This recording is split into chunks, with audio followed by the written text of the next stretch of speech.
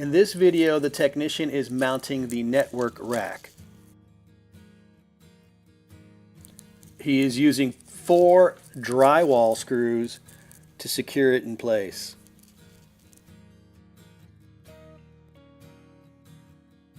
In this next clip, the technician is using the 4 small screws to secure the Aruba PoE switch into the network rack.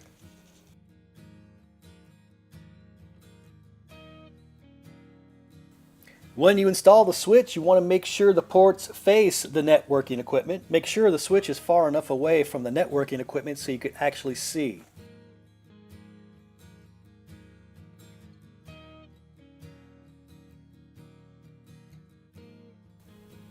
Here's the location of the 2 screw holes.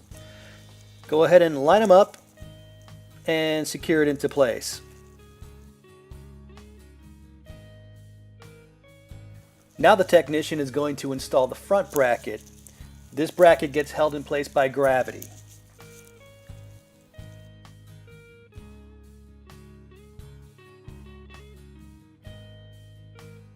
In this next clip, the technician is installing the bracket which holds the Tripp Lite UPS. He's using 1 1/4 inch pan head screws, and you can use drywall screws. They work just fine as well.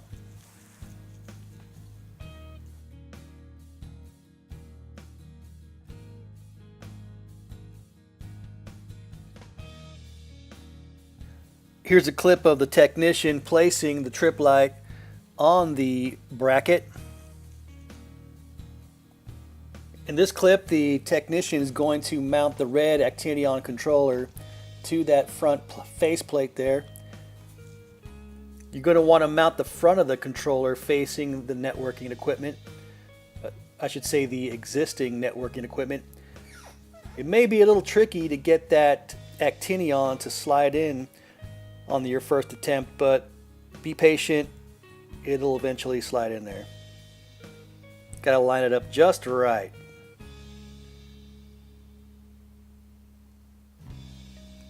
Perfect. Follow the same process for installing the next controller.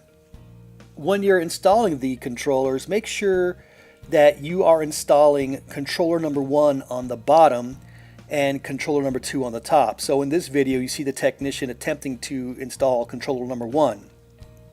And finally, here's the USB cable that goes from controller 1 to the Tripp Lite.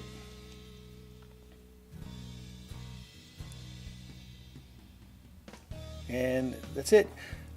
Thanks for watching. Hope this is helpful. Good luck on site.